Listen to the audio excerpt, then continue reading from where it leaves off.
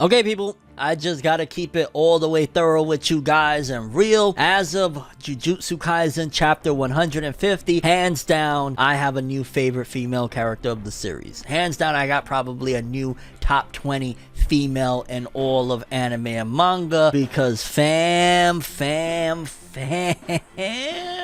Maki went absolutely berserk. Shoutouts to Guts. Like, straight up and down, Maki went berserk, and I don't even know what Gege Akutami was thinking, but I'm glad they were thinking it because, fam, this chapter, this was epic. Maki just did a whole, like, Maki was dope, right? Maki was a good character, very, very awesome of the struggle of, you know, not having any cursed abilities and things like that. Like, Maki was always a dope character, and the anime really, you know, emphasized just how awesome she is and all that jazz. But this chapter, well, the last couple chapters, to be honest with you, but especially chapter 150, oh my god, yet again, I gotta even stress too, I felt a little bit of just Hunter x Hunter vibes. I felt just a whole bag of emotions with this, but especially proud to be a newfound Maki ride or die at this point because what she did to the Zenin clan. Without further ado, people, let's jump into it. Let's talk a little bit of that Jujutsu Kaisen greatness.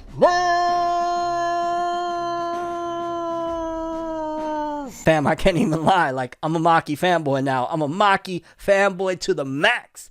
Let's talk. No matter how you move, get it done. No matter how you move, get it done. No matter how you move, get it done. No matter how you move, get it done.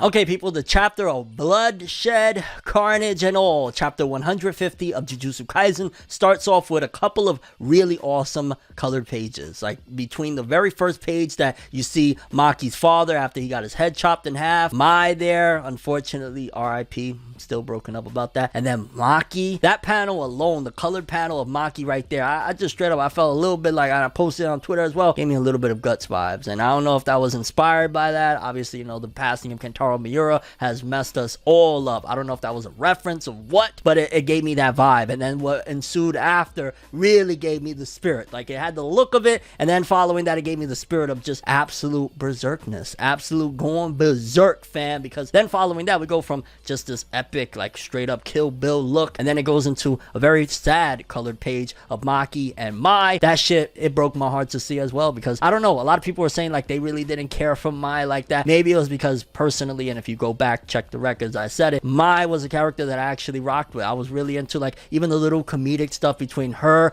and Toto and things like that. Like, I liked Mai. I thought she was a baddie. She had a little stank attitude, but I liked her. So when this happened, it kind of broke me up. And then seeing that panel, like, I feel two different things. I feel like sad about Mai's passing, and then, like, similar to what happened with Panda and Yaga, I felt very sad for Maki's reaction and how shattered she must be. That's her twin sister, fam, and that colored page just...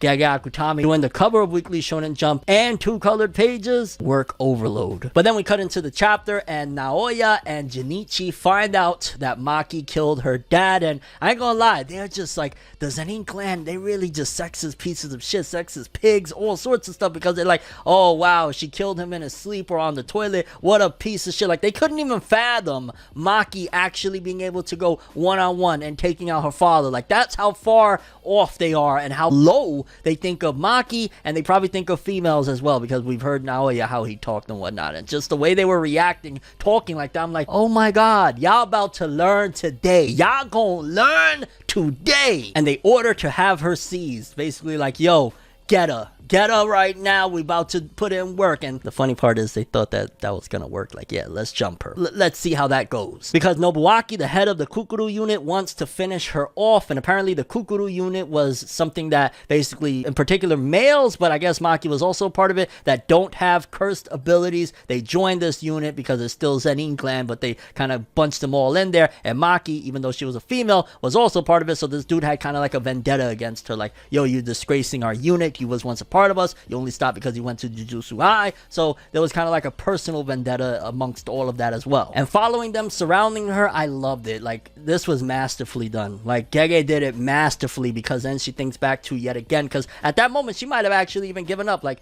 yo, you know, I can't do this, but she thinks to what Mai told her, like, just promise me destroy everything. And oh my god, the carnage that ensued. I'm straight up, I'm being real with you right now. This was hype as hell. This was, oh my god, season 3 of the anime. I'm imagining this gotta be season 3, maybe even season 4, I don't know, but whenever this shit gets animated, Studio Map, because she starts slaughtering left and right, chopping off hands, stabbing face, like she was going in. Oh my god. And I seen it floating around, and it's so true. It was Kill Bill vibes. And Kill Bill, like I used to have, especially like in the early to mid 2000s, I used to have a list of like my favorite films of all time, best ones, like The Butterfly Effect. I'd have to rewatch it to revalidate whether or not I feel that way, but Butterfly Effect was one. But also Kill Bill was one of my all-time favorite films. I loved it. Uma Thurman did her thing, and I absolutely loved it, and it gave me that vibe. Like what everybody was saying, it's legit. She was just massacring a solo bad bee. Like she was a baddie, a bad bitch. She murders the entire unit there. That's excluding Nobuaki and a few others, but she murdered them seamlessly, like just nothing. Following that, Nobuaki and the Hei, I was almost tempted to call them Hiei. I'm not even gonna lie, but the Hei, which they're a unit like of the strongest 3 of the Zenin clan, and yeah, they're like thinking they're gonna do something. And immediately, yet again, Maki just, oh my god, the level of action, the level of intensity. She, I believe, stabbed Chojuro and Nobuaki as well, if I'm not mistaken. I will say this, the one criticism that stopped this chapter from being an absolute 10, and in the volume it will be a 10, I will say that the unfinished art, in case you were looking at the page and wondering like, was that an artistic choice or what was that? That was 100% an incomplete page. That's straight up, like, honestly, that's what it was. That was an incomplete page. Like, a lot of the authors in Shonen Jump have been having issues ever since the pandemic. They've been switching over from analog to strictly digital, so they've been having issues meeting deadlines, and they've been pushing things like that through, and then eventually in the volume they'll just correct it and finish it up, because that's what that was. That page that kind of looked a little sketchy, looked like a little Yoshihiro Togashi type of deal. Like, Yoshihiro Togashi is the only one that, even in the volume, that's what the fuck you're getting, okay? But yeah, that will be corrected in the volume. It's unfortunate, but with the amount of work that Gege had to do the cover-up jump, then on top of that, the 2 colored pages and a full-on chapter and the badassery action, like, come on. So that was a little unfortunate, but then following that, we see that the dude is using like some sort of eyes technique, and Maki is pushing back the eyes. I don't even know what the heck was going on there. What cursed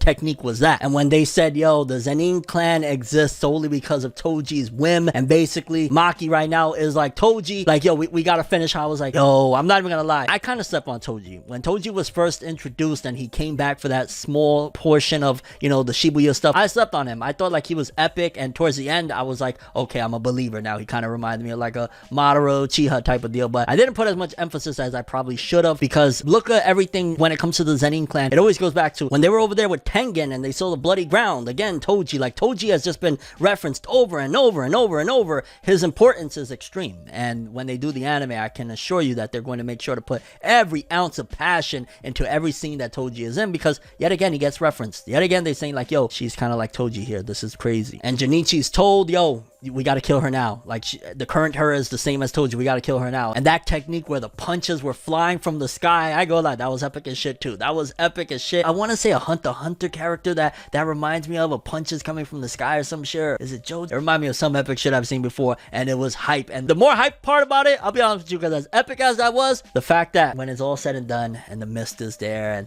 you know, one of them thinks like, oh shit, yo, we got her, Junichi, hells yeah, and she's walking there with Junichi's head, yo, and approaching Naoya. Remember, just a chapter or 2 ago, Naoya was talking about, yo, should I bully you again like I used to back in the day, like talking to her like she was nothing, and now she's showing up holding Junichi's head in her hand like a boss. And when Naoya said, how cruel, don't you have a human heart? And Maki replied, no, it was taken from me. I was like, my gosh, she really has gone berserk, fam. And I don't know if this is setting up for a bout between Maki and Naoya now, or Naoya's gonna chicken out and say like, nah, or what the hell is about to go down, because I could see Naoya being like, even though he's a prideful guy and all that, considering he just witnessed her destroying basically the entire Zenin clan, from her own father to Junichi to the fucking Kukuru clan and all that shit, the Kukuru unit, like, he's probably going to think twice, like, maybe I should fall back for now. He's gonna try and pull something slick, and I can't wait to see it. But yo, this chapter, oh my god, I can't even believe it. Like, Jujutsu Kaisen just created one of the most badass, like, probably in Shonen Jump right now, off the top of my head, I can't think of another more badass character than Maki. Like, what she just did, wiping out damn near her whole entire clan by herself, doing it to avenge her sister and just looking like a badass doing it. I think Maki might be the most badass female in Shonen Jump as of this moment. But I'm very curious about what you guys think. For starters, how did you feel about this chapter 150? Was this the best? A lot of people are even claiming this is the best chapter of Jujutsu Kaisen. I'd give the argument it's top 10, maybe even top 5, hands down. I don't know if I'd say best because Jujutsu Kaisen has had some seriously amazing moments, but how did you feel about the battle? How do you feel about Maki's new power, the way she's just whipping ass? How do you feel about her taking out Junichi? What do you think about her going up against Naoya? You think Naoya is gonna just use his silver tongue to get away with this, or he's gonna go in on her? Just being honest though, I don't see Naoya defeating her, because then it will put everything we just seen non and void. Like if they go and throw hands Naoya and her, the thing is she just wiped out the whole Zenin clan, so what is that going to mean? Like I guess it would be a big build up if Naoya was able to take her down, but it would discredit everything we just seen. So I don't think they're gonna throw hands. But your thoughts on that and your overall thoughts and expectations for how things is gonna go with Jujutsu Kaisen 151 and beyond. I need to stress it one more time,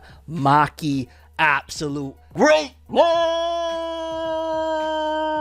arguably the baddest bee in all of Shonen Jump right now. Crazy. But that's all I have for this one. Thanks for watching. I hope you enjoyed. If you liked anything I had to say or enjoyed the video, drop me a like. I'd greatly appreciate it. And if you want more from me, make sure to subscribe. Follow me on Twitter, Instagram. Hit that bell to get all notifications. And if you want to follow any of my other social media, links in the description below. I'm ForneverWorld, and as always, people, have an awesome day. And remember the golden rule: anime and manga for life, boy. Have an awesome day. Peace in. And yo, Maki. We've got some fine wine here, people. We got some fine wine, and it's not even just looks. She's just a badass bitch. Like, yeah. Have an awesome day. So